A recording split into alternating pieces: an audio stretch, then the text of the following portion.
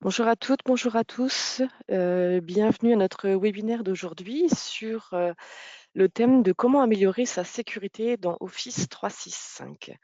Ce webinaire sera animé par Gwendal Plumier, Channel Sales Azure Benelux, Pierre Laquet, un account manager chez Aircarré, et Kevin Carlens, qui est en charge du public cloud chez Aircarré. N'hésitez pas à poser vos questions dans l'espace prévu à cet effet tout au long du webinaire. On y répondra à la fin. Voilà. Au niveau du sommaire, aujourd'hui, on va vous faire une petite introduction à Office 365 et une petite mise en contexte. Ensuite, on vous parlera donc de comment se protéger avec Microsoft, c'est quand même le thème d'aujourd'hui, donc avec la protection des identités, la protection des données, la protection des menaces avancées, ainsi que la protection des périphériques et des applications. Un petit point sur Windows Cloud Desktop et Azure Virtual Desktop. Quelques bonnes pratiques avec les outils collaboratifs. On va parler aussi d'audit et gestion des logs, de Microsoft Secure Score, et puis on répondra à vos questions. Voilà, je laisse la parole donc à Gwendal. Bonjour à tous, merci Magali pour l'introduction. Merci de m'avoir invité à ce webinaire. Donc moi c'est Gwendal, je travaille chez Microsoft avec notre système partenaire, donc chose très importante pour nous en fait. Il faut savoir que Microsoft travaille principalement avec des partenaires, voire en fait notre écosystème est super important. On en compte parmi 4000 sur le Benelux et Aircarré fait partie de cet écosystème. Aircarré est un partenaire de longue date pour nous. Et qu'est-ce que ça veut dire en fait être un partenaire de Microsoft? Ça veut dire aussi avoir les compétences techniques et business et pouvoir aussi les démontrer au fur et à mesure du temps. Donc c'est super important en fait pour nous d'avoir ce genre de relation avec nos partenaires pour en fait délivrer au mieux le produit Microsoft vers les clients et les entreprises belges et luxembourgeoises. Donc voilà, avec Aircarré on a une longue relation, donc c'est super intéressant d'être ici ce soir, aujourd'hui pardon. Aujourd'hui, on va parler, et on peut peut-être voir sur la slide prochaine, en fait, la sécurité, qui est vraiment la base de tout, que vous fassiez simplement, voilà, vous avez toute notre vision, en fait, de l'IT, notre cloud intelligent, l'intelligence sur l'Edge. Simplement, la transformation digitale ou simplement l'IT doit commencer par une base de sécurité. C'est super important. On pense souvent, et beaucoup d'entreprises pensent, voilà, je suis trop petit ou c'est bon ainsi, ou voilà. Mais non, en fait, c'est quelque chose de super intéressant et super important où il faut prendre un peu du temps pour y réfléchir. D'ailleurs, si vous êtes ici aujourd'hui, c'est que vous avez fait déjà ce premier pas, donc c'est déjà très, très bien. Microsoft se veut maintenant vraiment ce leader en sécurité. C'est peut-être pas le cas avant, ou du moins maintenant, on investit des milliards d'euros, des milliards de dollars qui sont investis dans ce genre de choses. Alors pourquoi Microsoft a un avantage important? C'est surtout le recul qu'on a en fait. Vu que Microsoft est utilisé au niveau à l'échelle mondiale, on peut vraiment étudier en fait tout ce qui est hack, tout ce qui est cybercriminalité au niveau à l'échelle mondiale. Et en fait, ça, vous pouvez en fait l'avoir maintenant dans les produits, même en tant que petite entreprise belge ou luxembourgeoise. Donc ça, c'est super important d'utiliser ce recul et pouvoir bénéficier en fait de cette innovation. Alors voilà, ici, on a le partenaire Aircarré qui va vous présenter un peu plus sur ce sujet. Je ne vais pas voler la vedette. Je pense qu'ils sont mieux placés que moi pour en parler. C'est un partenaire de longue date. Donc, je vais laisser la parole à Pierre qui va vous expliquer comment et pourquoi bien se protéger est essentiel pour votre transformation digitale. Merci Gwendal. On va directement passer à quelques chiffres pour vous montrer effectivement que entre Microsoft et les produits cloud, c'est une affaire de longue date, puisque j'ai par curiosité été regarder la première vente d'Office 365, c'était en décembre 2010. À ce moment-là, ça s'appelait BPOS, donc Business Productivity Online Suite. Donc, ce sont nos premières ventes Office 365. Alors, elles étaient, tout comme on peut encore le voir dans les chiffres qui sont affichés ici, elles étaient fort orientées sur la partie emailing Exchange Online. Donc, effectivement, c'est un partenariat de longue date. On le voit notamment avec le nombre de sociétés aujourd'hui parmi nos clients qui ont opté pour des produits 365. Donc, on a 520 clients qui utilisent ces produits. Ça fait plus de 8000 utilisateurs et derrière, il y a 57 produits. Alors, on pense souvent que Office 365, c'est une dizaine de produits. Non, ça va beaucoup plus loin. On a toute une série d'options et d'add-ons qui peuvent s'ajouter à des licences basiques. Si on reprend les chiffres en plus en détail, donc effectivement, c'est Exchange Online qui est un petit peu devant, puisque au niveau des PME, c'est clair qu'aujourd'hui, l'intérêt d'avoir un serveur en local est nettement moins intéressant qu'avant, parce que ça demande des ressources nettement plus supérieures, en tout cas à ce que ça demandait avant. La maintenance, je ne vais pas reprendre les failles et les failles de sécurité qui ont dû être comblées l'année dernière, mais avec un Exchange Online, Microsoft vous met à disposition en fait ce support proactif derrière et vous ne devez pas intervenir sur votre serveur Exchange pour vous patcher. Alors, dans les licences typiquement business, puisque aujourd'hui on va rester dans le domaine de la PME, on ne va pas parler des licences enterprise. Vous voyez qu'il y en a dans les chiffres ici. Moi, ce que je voulais surtout discuter avec vous pour entamer la partie sécurité avec Kevin après, c'était discuter des packs business et notamment celui qui nous intéressera plus aujourd'hui, c'est le pass business premium. Donc, on peut voir qu'on a du business basique à 8%. Donc, le business basique, c'est toute la suite collaborative d'Office 365. Donc, on a le OneDrive pour le stockage, SharePoint, Exchange et la partie Teams, évidemment. On a le business standard avec, on ajoute à cela le pack Office, donc pour que les utilisateurs puissent utiliser tout ce qui est client Outlook, logiciel Word, Excel sur leur device, donc avec une possibilité d'installer plusieurs fois ce pack Office. Et enfin, le Business Premium, alors c'est un cumul de ces deux packs, mais en plus, vous avez ces options de fonctionnalité d'essai, pardon. Ces fonctionnalités de sécurité qu'on va un petit peu regarder en détail. Dans le slide suivant, évidemment, pour arriver à vendre autant de licences, hop, je dépasse le slide. Voilà. Donc, pour arriver à vendre autant de licences, on doit effectivement avoir des équipes qui sont certifiées. Alors, la certification, c'est quoi? C'est deux choses. C'est vendre des licences en quantité. On accède à un statut Gold chez Microsoft en ayant vendu un certain nombre de quantités de licences. On a pu le voir dans le slide précédent. La certification de nos techniciens est très importante. Donc, ces deux choses cumulées font qu'aujourd'hui, dans les produits cloud Microsoft, que ce soit des services Office 365 ou de la plateforme Azure, voilà, on a 4 compétences Gold, ce qui est le statut, le meilleur statut qu'on peut avoir chez Microsoft à ce niveau. Brièvement, la collaboration and content, on est du côté de SharePoint. Le Cloud Platform, on est du côté de Azure. Le Productivity, ça peut se résumer notamment avec le fait que nos équipes de téléphonie intègrent Teams à la téléphonie classique. Donc, vous avez un seul outil pour collaborer, avoir du chat, mais aussi pouvoir téléphoner. Donc ça, c'est important. On ne peut pas oublier que Aircarré revend de la téléphonie maintenant depuis 12 ans, donc, et de la téléphonie qui est liée à l'informatique. Donc aujourd'hui, les produits solutions Teams s'intègrent parfaitement dans cette évolution. Et enfin, c'est notre compétence première, je vais dire, qu'on a développée, c'est le Small and Mid-Market Solution Cloud. C'est vraiment accompagner nos clients PME dans cette évolution et cette digitalisation. Un petit point aussi dans le prochain slide sur le contexte on va dire cybersécurité. Alors, on en a déjà parlé lors de webinaires précédents. Je ne vais pas rappeler tout ce qu'on a dit, mais si nous avons créé la société AirSecure il y a maintenant 1 an qui est gérée par Luc Cotin, c'est bien parce qu'on a des demandes à ce niveau, puisque depuis le Covid-19, la TPE et la PME représentent aujourd'hui 43% des menaces. Donc, ce n'est plus le grand compte, ce n'est plus les agences gouvernementales qui sont touchées, ni les particuliers, mais ce sont vraiment vous. Donc, vous êtes la cible, vous êtes une des cibles principales des cyberattaquants.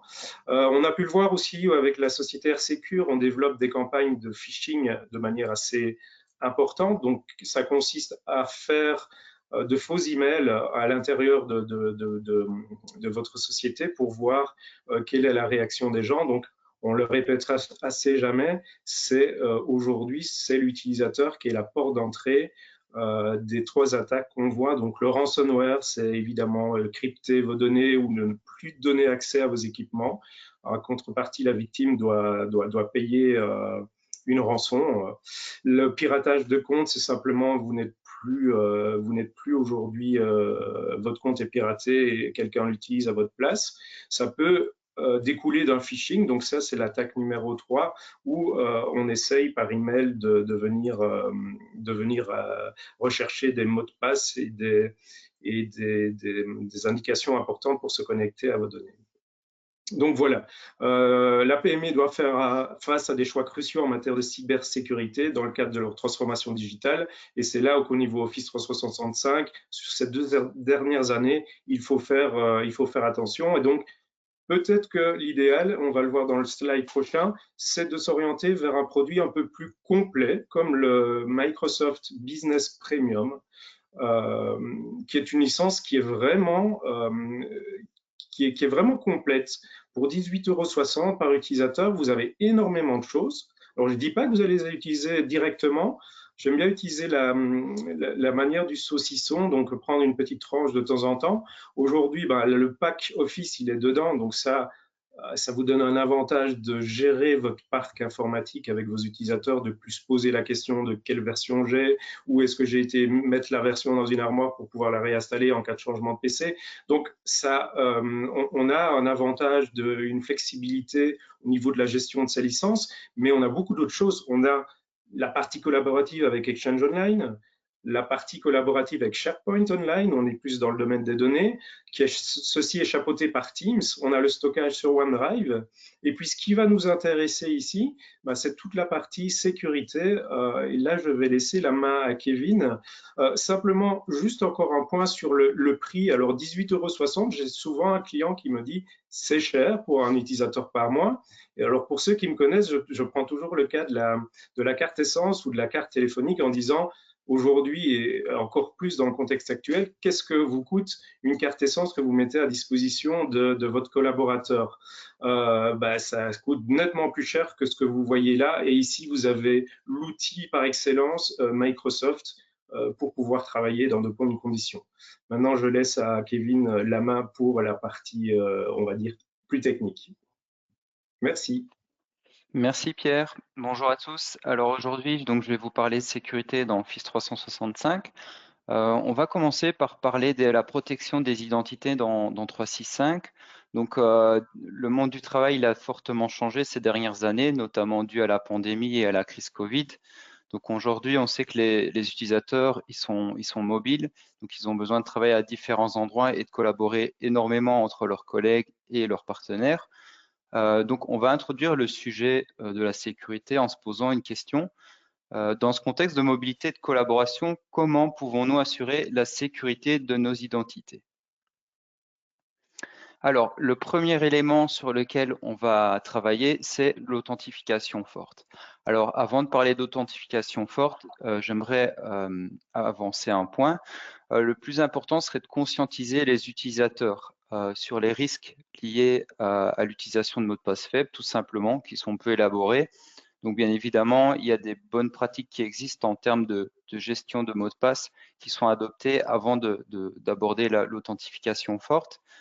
Un exemple très simple, c'est que les dernières statistiques nous montrent qu'il faut environ 6 heures pour craquer environ 90% des mots de passe. Donc, c'est une statistique assez alarmante. C'est là que l'authentification forte va prendre tout son sens.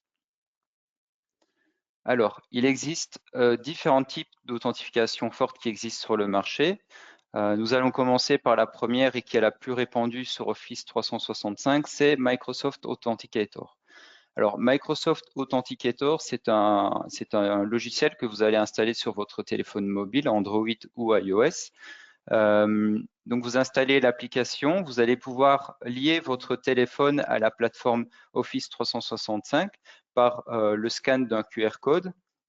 Une fois ce QR code scanné, votre téléphone va être appareillé avec Office 365 et lorsque vous allez vouloir vous authentifier sur cette plateforme, vous allez pouvoir générer une notification dite push, donc qui va créer une notification sur votre téléphone et vous demander de valider votre identité. Donc ça, c'est une première type d'authentification forte dans Microsoft que l'on préconise. Toujours dans le type Microsoft Authenticator, lorsque vous n'avez pas de 4G ou d'accès à votre réseau Wi-Fi, vous pouvez bien évidemment, par le biais de l'application, générer un code. Ça va vous permettre de vous connecter. Bien évidemment, il existe plein d'autres types d'authentification. On a par exemple la génération d'un code via SMS. Donc, vous recevez sur votre téléphone mobile le code à rentrer dans Office 365. Il est dans le même service existe la génération d'un appel téléphonique qui va vous demander de bien évidemment vérifier votre identité. Un autre outil d'authentification forte très intéressant, c'est Windows Hello for Business. Donc Windows Hello se base sur tout ce qui est biométrie. Donc on va utiliser votre caméra pour la reconnaissance faciale et le fingerprint pour la reconnaissance d'empreintes, tout simplement. Alors, à cela viennent s'ajouter les outils que vous connaissez aujourd'hui et que vous avez dans vos sociétés, je pense. Donc, tout ce qui est soft token, donc c'est le fait d'avoir une application qui va vous générer un code unique et le hard token, donc qui est le petit token physique que vous avez souvent accroché à votre porte-clés et qui, via l'application, via une action manuelle, vous générez un code pour vous authentifier. Alors, Microsoft préconise deux types d'authentification forte pour la bonne et simple raison que si votre première authentification forte n'est pas disponible, vous pouvez utiliser la seconde pour vous identifier. Donc, toujours dans la protection des identités, on va parler du mode synchronisé. Donc, il est possible d'intégrer vos identités locales, donc votre infrastructure locale avec Office 365. Comment est-ce que cela fonctionne? Nous allons utiliser un connecteur disponible chez Microsoft qui s'appelle l'Azure AD Connect. Le connecteur est installé sur l'infrastructure locale, donc vos serveurs. Il va venir lire votre Active Directory. Alors, l'Active Directory, c'est un annuaire qui contient l'ensemble de vos comptes utilisateurs et mots de passe. Donc, ce connecteur va venir lire les données dans l'Active Directory et ensuite les synchroniser sur le tenant Office 365. Pour la PME, nous, on conseille d'utiliser le type de synchronisation de mot de passe par empreinte. Donc, ça a un avantage que le mot de passe ne va pas être stocké dans le cloud, reste bien local. Et le deuxième gros avantage de cette solution, c'est que si votre infrastructure locale n'est plus disponible, vous pouvez continuer à vous authentifier sur la plateforme 365. Alors, bien évidemment, le but de cette identité en mode synchronisé, c'est d'avoir un compte unique pour s'authentifier, tant sur votre infrastructure locale, donc quand vous vous connectez au matin sur votre ordinateur portable, vous utilisez un compte et un mot de passe, ce sera le même compte sur Office 365. Donc là, on a une authentification qui est complètement homogène. Alors ensuite, toujours dans le cadre de la protection des identités, on va utiliser l'outil Azure AD Conditional Access. Donc, il va nous permettre d'appliquer des contrôles bien plus précis, des contrôles qui vont s'opérer au niveau de stratégie conditionnelle. Alors, c'est des contrôles qui sont basés sur des événements lorsque vous avez besoin d'avoir accès à des ressources. Alors, ça peut paraître fort abstrait comme concept, donc on a prévu un cas d'usage à vous présenter. Donc, dans le cas de l'Azure AD Conditional Access, donc ici on a un employé qui travaille à l'étranger. Il a besoin d'avoir un accès à certains documents et à ses emails. Donc ici sur le schéma, vous pouvez voir à gauche qu'on a des signaux. Donc, les signaux qui peuvent être de diverses formes. Donc, ça peut être un profil utilisateur. Est-ce que l'utilisateur fait partie d'un département financier? Est-ce que l'utilisateur est membre d'une équipe technique ou est-ce que c'est tout simplement un utilisateur de type bureautique? En termes de signaux, on peut avoir aussi la localisation. notre utilisateur est-il bien situé en Europe ou au Luxembourg lorsqu'il demande à avoir accès aux données, ou tout simplement est-il à l'étranger en dehors de l'Europe. Un autre type de signal, c'est le périphérique. Donc, vous avez deux types de périphériques. Le périphérique qui est géré par votre société et le périphérique personnel. Donc, on va pouvoir traiter ces types de signaux. Un autre signal est l'analyse en temps réel des risques. Et pour terminer, un signal qui est très utilisé, c'est le type d'application qui va tenter de se connecter aux données. Donc, pour exemple, votre client Outlook tente de se connecter à la solution Exchange Online pour afficher vos emails. Ou le client OneDrive va se connecter au serveur web pour afficher les documents qui sont stockés chez Office 365. Alors, il existe différentes possibilités de vérifier l'accès, toujours basées sur les signaux. Donc, on a un signal. Ici, on va prendre un exemple. On a un utilisateur qui est en dehors de l'Europe. La base de données, donc l'intelligence artificielle de Azure AD Conditional Access va vérifier les polices qu'on a créées au préalable. La police va vérifier est-ce qu'on donne directement accès ou est-ce qu'on va demander une authentification forte pour donner accès aux données, ou tout simplement peut-être limiter l'accès à ces données en donnant un accès en lecture seule. Et dernière option possible, l'utilisateur, on estime qu'il n'est pas dans un endroit sécurisé, on va bloquer l'accès et l'empêcher de se connecter. Alors, on a parlé de protection des identités. Ici, on va aborder la protection des données. Un outil assez complet de Microsoft 365, c'est Azure Information Protection. C'est un outil assez complexe. Ici, on parle surtout de gouvernance des informations. Donc, je vais introduire ce sujet en posant deux questions. Donc, la première qui est comment pouvons-nous implémenter une stratégie pour protéger et gérer nos données sensibles? Et la deuxième question qu'on peut se poser, c'est comment contrôler les données qui vont voyager, transiter à l'extérieur et à l'intérieur de l'organisation. Donc Azure Information Protection ou AIP pour son abréviation, il a pour but de répondre à ces deux questions en protégeant vos données par l'utilisation d'étiquettes ou de tags. Alors, je vais vous donner un exemple très concret. Dans un document Word, votre client Word va avoir un bouton disponible pour classifier ce type de document.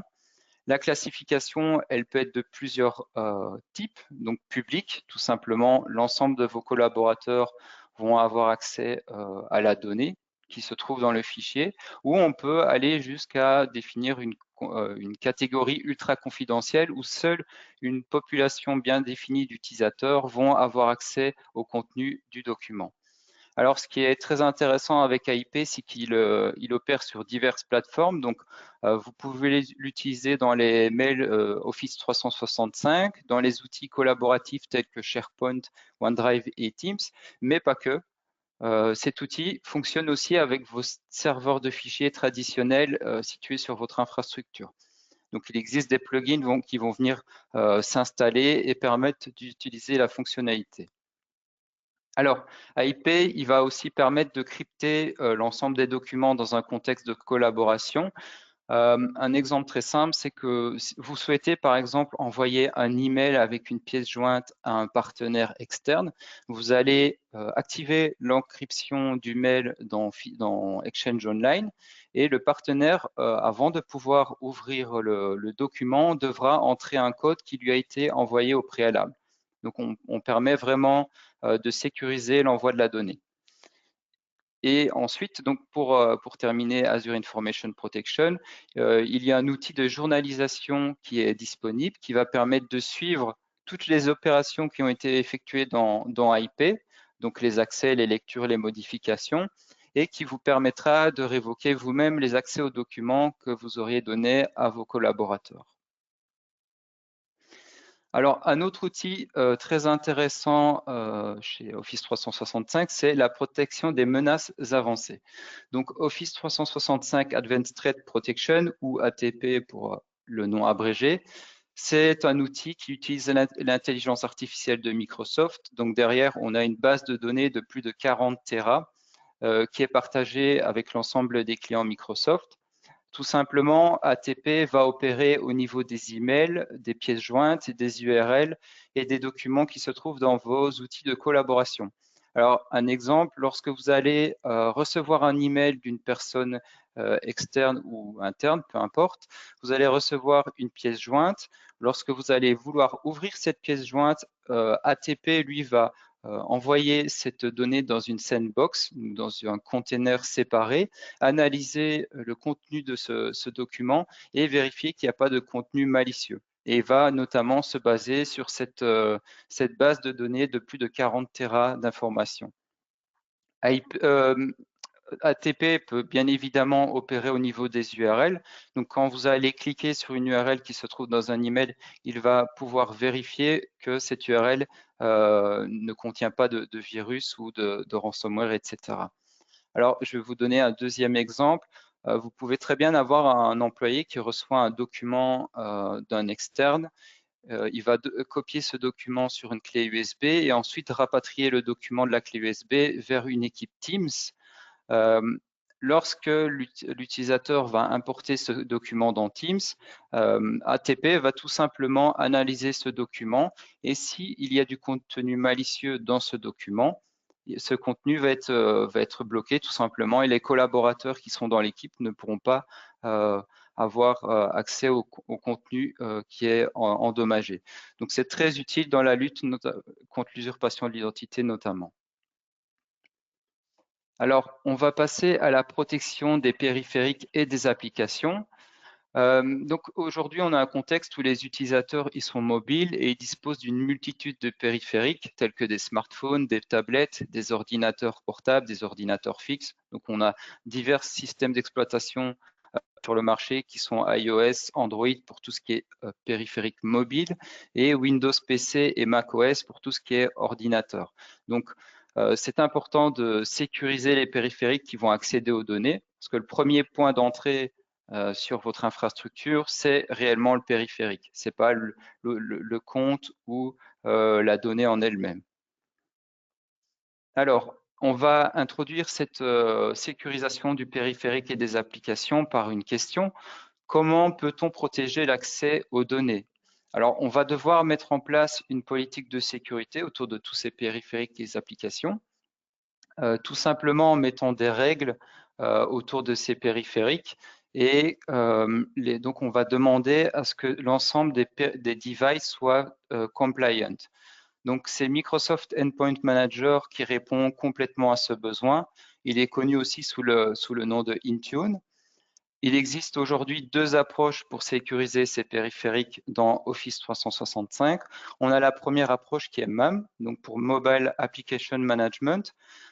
Ici, en l'occurrence, on parle d'un périphérique privé, d'un utilisateur personnel qui va être utilisé pour accéder à des données de la société, typiquement une application. Donc, l'utilisateur va installer le client Outlook, le client SharePoint et le client OneDrive. On veut bien évidemment laisser la possibilité d'avoir accès à ces données, mais tout en protégeant les données de la société. Donc, on va pouvoir, dans ces applications, appliquer des polices telles que empêcher la capture d'écran ou tout simplement empêcher pour tout ce qui est device personnel de télécharger les données sur son périphérique. Donc ça, c'est la première approche. La deuxième qui est en fait le MDM, donc le Mobile Device Management. Le Mobile Device Management, ici, il s'agit de périphériques qui sont gérés par la société en elle-même. Donc, ces périphériques qui vont être inscrits dans une console centrale qui est la console Intune sur Microsoft 365. Donc, dans le jargon, nous, on dit que le périphérique, il est enrôlé. Donc, ce périphérique qui est enrôlé, on va pouvoir lui appliquer une multitude de règles et de polices. Donc, très concrètement, on va pouvoir dire, voilà, je veux que mon périphérique, les mises à jour soient installées au moins une fois par mois. Je veux bien évidemment que mon périphérique possède de la dernière version de Windows 10 ou de Windows 11. Mais on peut aller encore plus loin en appliquant des polices pour faire respecter la compliance de notre politique. Donc, par exemple, on va vérifier que sur ce périphérique, on a bien installé un antivirus. On peut bien évidemment aussi utiliser le MDM pour bloquer, par exemple, l'accès à des clés USB lorsque vous venez ajouter une clé USB sur votre ordinateur portable, ou tout simplement bloquer l'accès à un périphérique ou supprimer le contenu du périphérique en cas de perte ou de vol du matériel. Donc ça, c'est pour la protection des périphériques et applications. Maintenant, on va parler de Windows Cloud Desktop et Azure Virtual Desktop. Alors, on est plus dans un contexte de mobilité. Néanmoins, il y a un parallèle entre la mobilité et la sécurité. Donc, Microsoft a sorti il y a quelques années un service de bureau virtuel basé sur Windows 365 et Azure Virtual Desktop. Donc, le premier Windows 365, lui, est accessible via la plateforme 365. C'est une surcouche à Azure Virtual Desktop,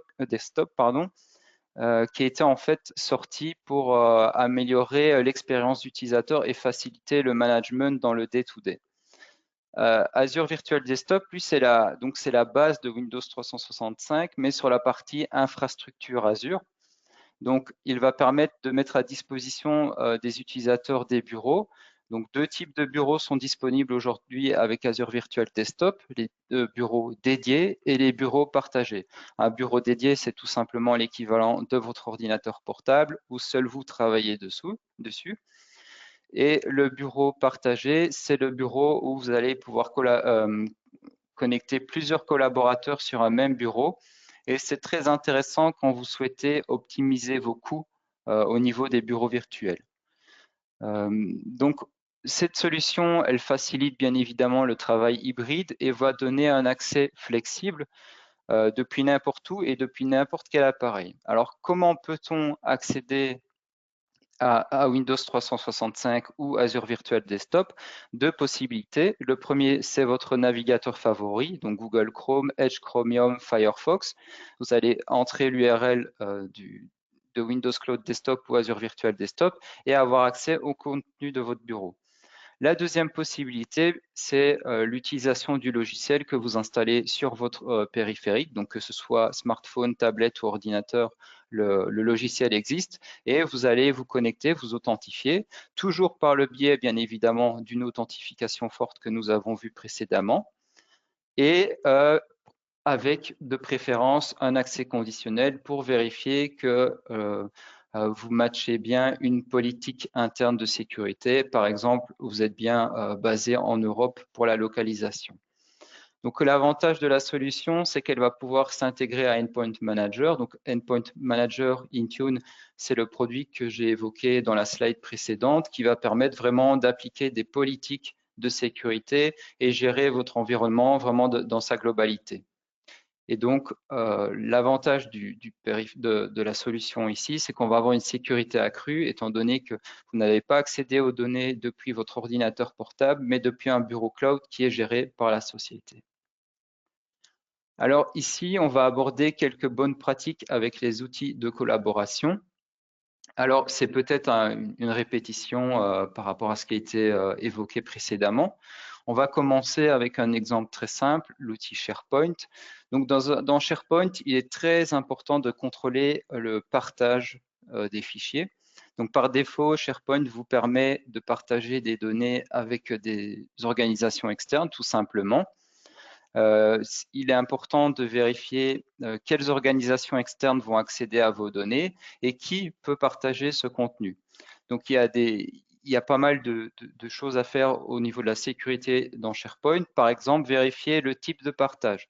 Donc, par défaut, quand vous créez un lien pour partager du contenu, le contenu va être disponible en modification. On veut peut-être éviter qu'une personne externe qui n'est pas membre de la société puisse modifier cette donnée. Donc, on va privilégier une permission de type lecture seule.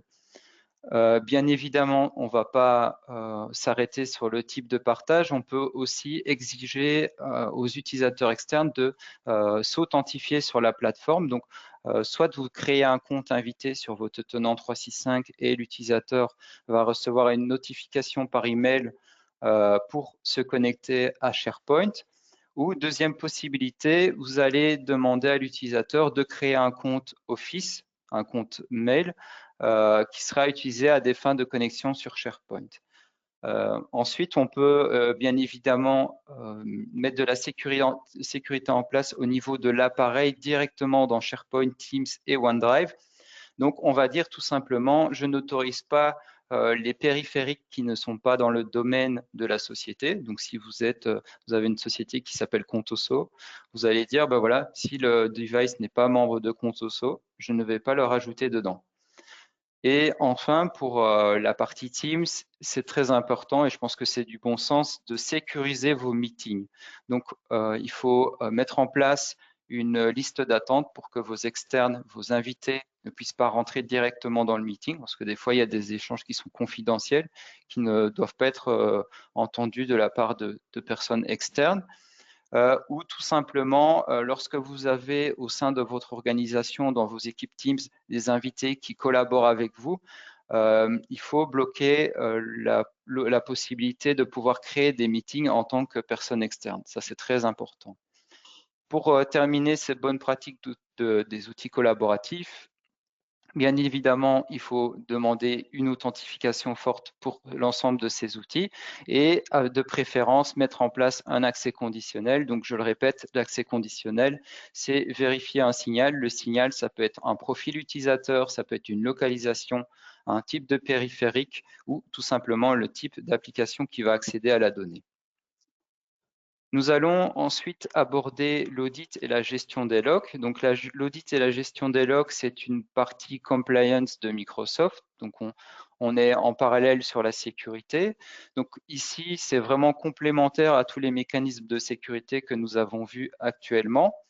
L'audit et la gestion des logs, elle est réellement essentielle afin d'avoir un suivi détaillé des activités. Donc, quand je dis activités, ça va être toutes les opérations que les administrateurs système 365 vont opérer.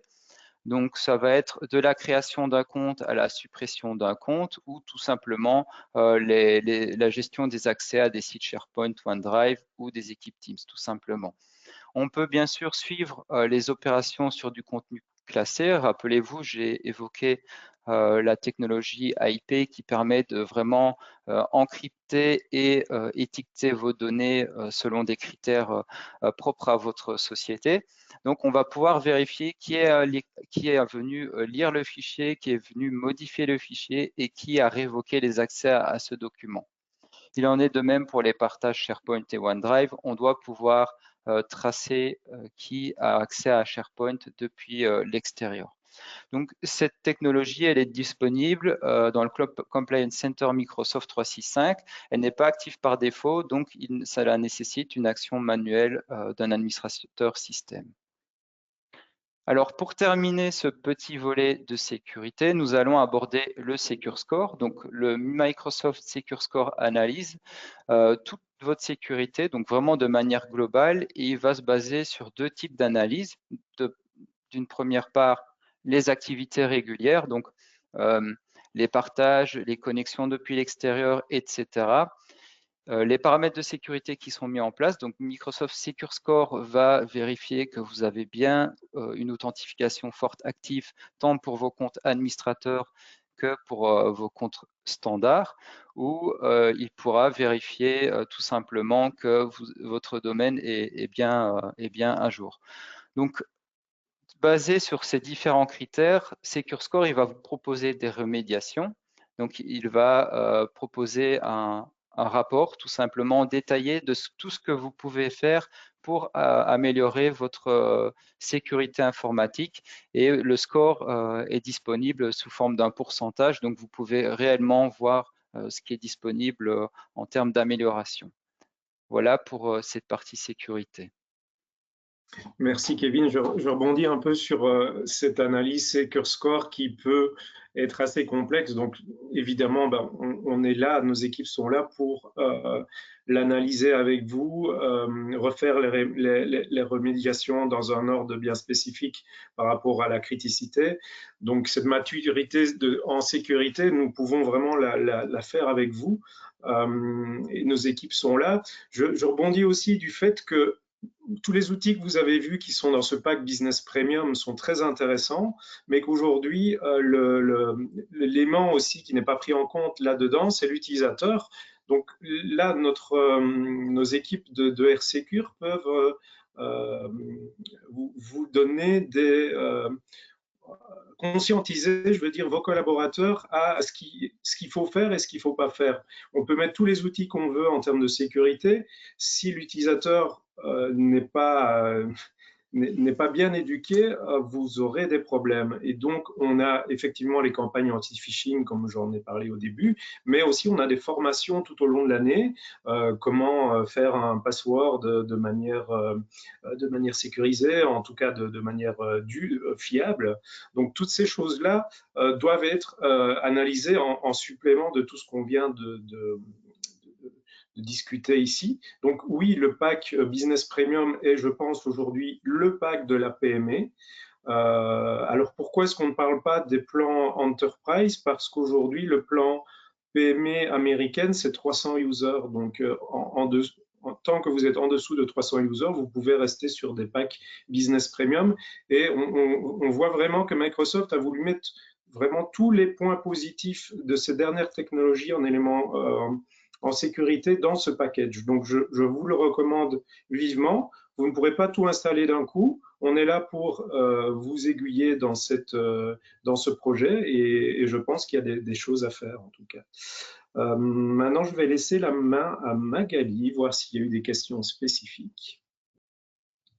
Merci Kevin, merci Pierre. Effectivement, on a eu quelques questions et je vois, surtout n'hésitez pas, je vois qu'il y en a encore qui posent des questions. On va commencer par une question un peu plus générale. Comment les données sont sauvegardées dans Office 365? Je prends la main, Kevin? Allez, vas-y, je t'en prie. C'est une très bonne question, effectivement, parce qu'on n'a pas abordé ce point.